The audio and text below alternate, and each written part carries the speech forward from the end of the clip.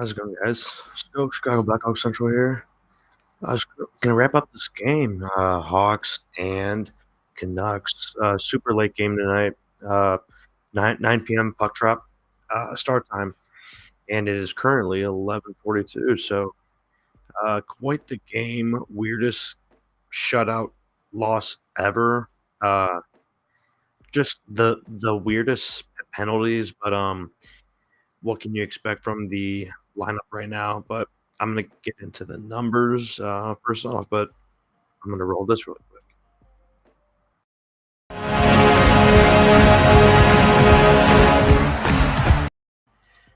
Yeah, so like I said, super weird game tonight. The lineup was shaking up a bit actually. Lucas Reichel, uh, not a crazy move. Wasn't very surprised about it, but Reichel was out of the lineup tonight, and um, Cole Gutman.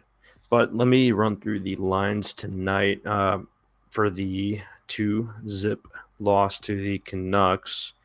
So Reichel and Gutman were scratched tonight. Foligno, Kurashev, Radish, first line. So Nick Foligno back in the lineup tonight. Good to see him back. I know he has his fractured finger, so we'll see how that heals up. But skated pretty well today. But you did notice that he had some limitations with his passing and his shot. So I know that's got to hurt with a fractured finger. But uh, good to see him back in the lineup at least. Second line, pretty consistent. Same thing. Blackwell, Dickinson, Anderson. Third line, uh, mixed up a bit, right? With the Reichel and Gutman absence. Pitlick, Entwistle, and Donato on that third line. Fourth line, still consistent there. Kachuk, Sanford, and Reese Johnson. Um, this game was just like starts out sliding down our way, right? Canucks had a lot of momentum.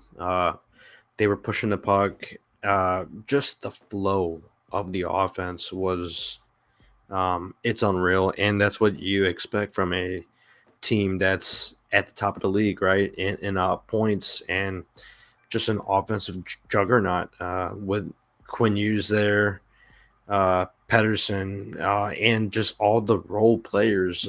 They seem to be playing their role to perfection with guys like Kuzmenko, Connor Garland, and we obviously picked up Beauvillier from them, but they have so many role players that are just excellent, right? And in net, Thatcher Demko in net for the Canucks, and he is excellent, right?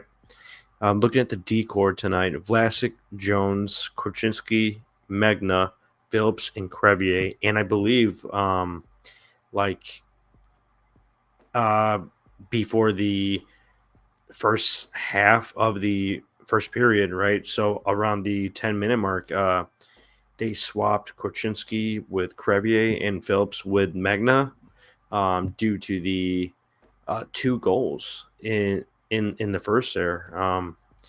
Just a few defensive breakdowns from that pairing, and it did make sense to switch them up a bit there. I think they played a lot better with flow, right?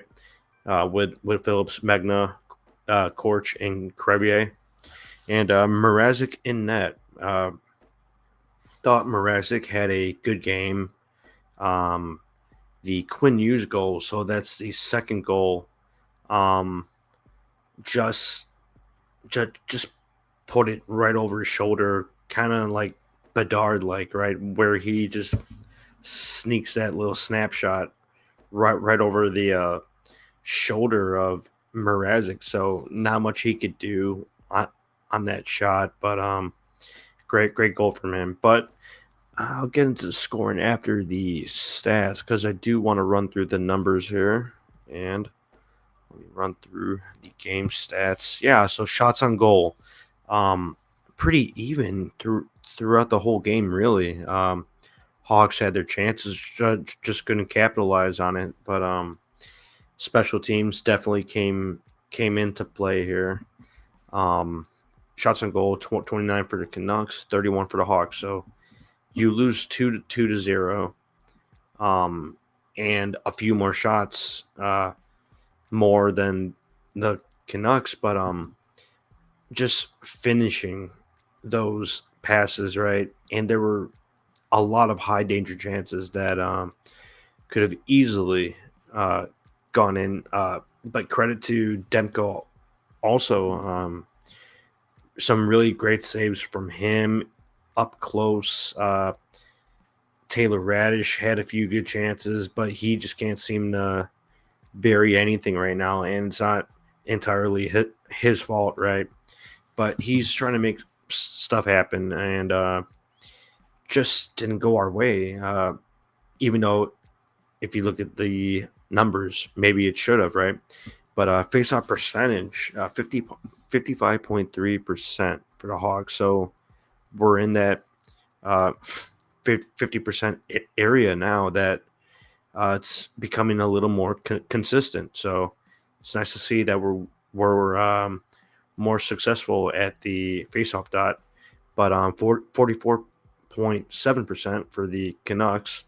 Um, I like seeing the difference, and you definitely see it on broadcast too, where the won faceoffs are helping, but it's all about finishing, right? When you get to the ozone. But looking at the penalty minutes, the penalties today were just piling on top of each other, really. Penalty minutes, 10 for the Canucks, 6 for the Hawks. Um, and those penalties were wiped out. I believe two of the Hawks power plays were wiped out, like not long after, but then it's even strength at 4-on-4, and that's just super weird, right? I think it was only two penalties that wiped out that power play, but the timing's just terrible, right? Because you really need that man advantage, and don't like how that went. Forgot who was called for the penalties here. Let's see if I can find it really quick. Maybe they don't have it. Well, they don't have that stat here, but crazy stuff, right? With those penalties, hits pretty even at 26 and 27. 27 for the Canucks. Block shots even at 9. Giveaways, 12 for the Canucks and only 5 for the Hawks.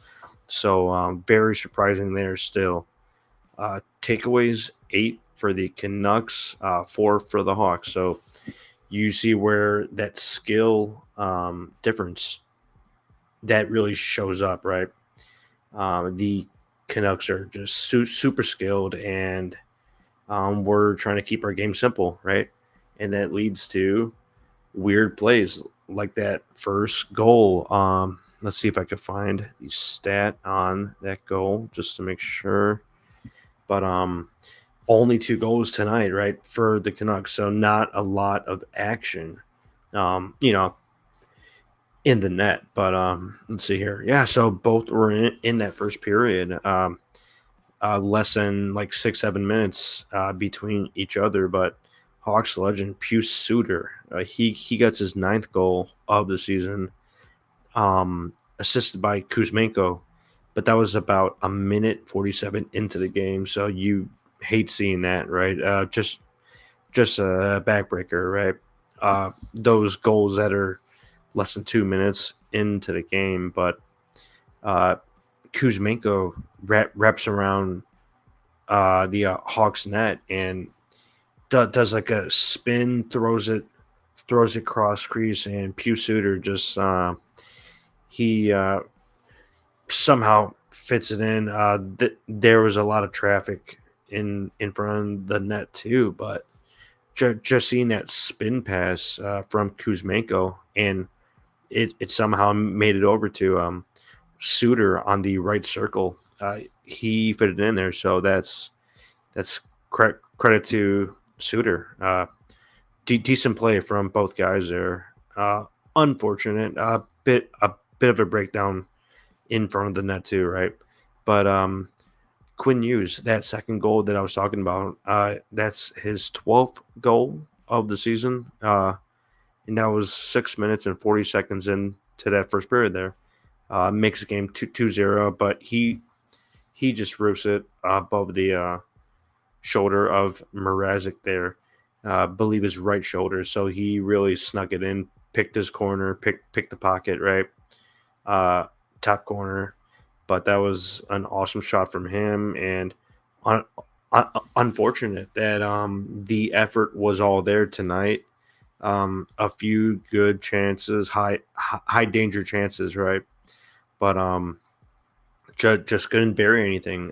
Colin Blackwell had a few good chances, but I think I'm gonna start going over maybe like one offensive player and one defensive player, right? I think Philip Kershev was definitely the most creative player tonight. He was really trying to make something happen. A few good chances, passing and shots on net, but Kershev was really trying to get it done here. And Alex Vlasic on the back end, he is continuing to just blossom, right?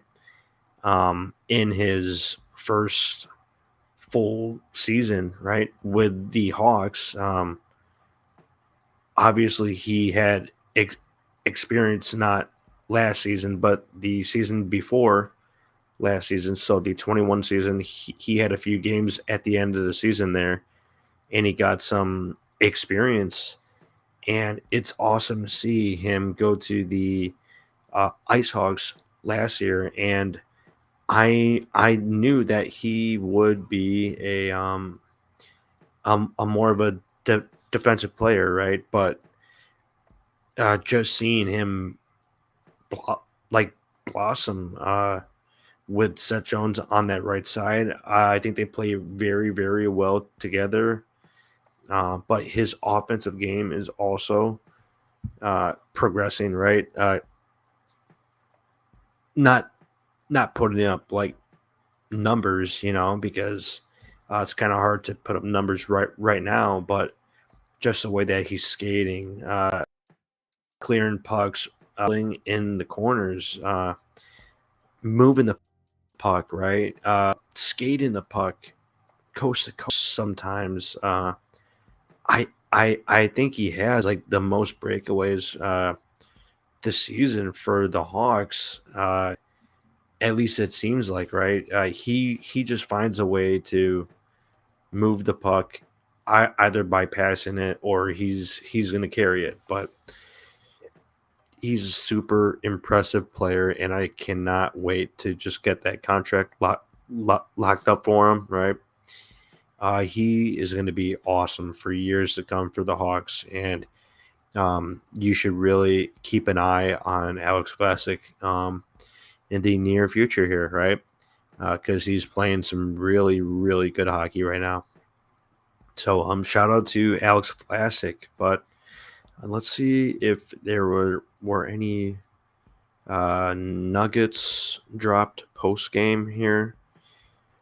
I don't see anything from tonight because it is in Vancouver. I don't believe the Beat put out any quotes tonight.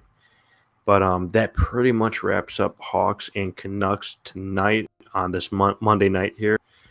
Hawks' next game is on the 24th. So that is on Wednesday, also at 9 p.m. Central Time. So another late one on this road trip here.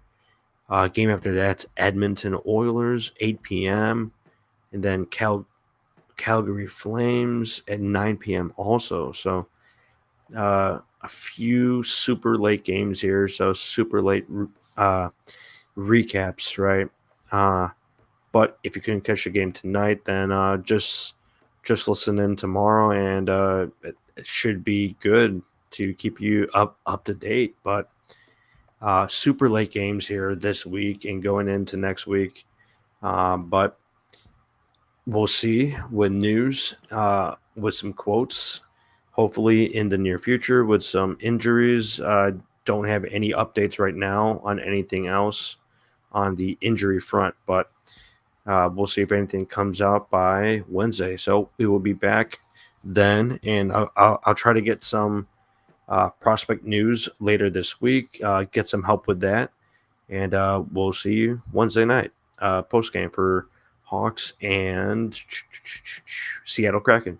Should be a fun one. Wednesday night, probably around the same time, same ending time, 9 p.m. start time. So we will be back Wednesday. Let's go Hawks.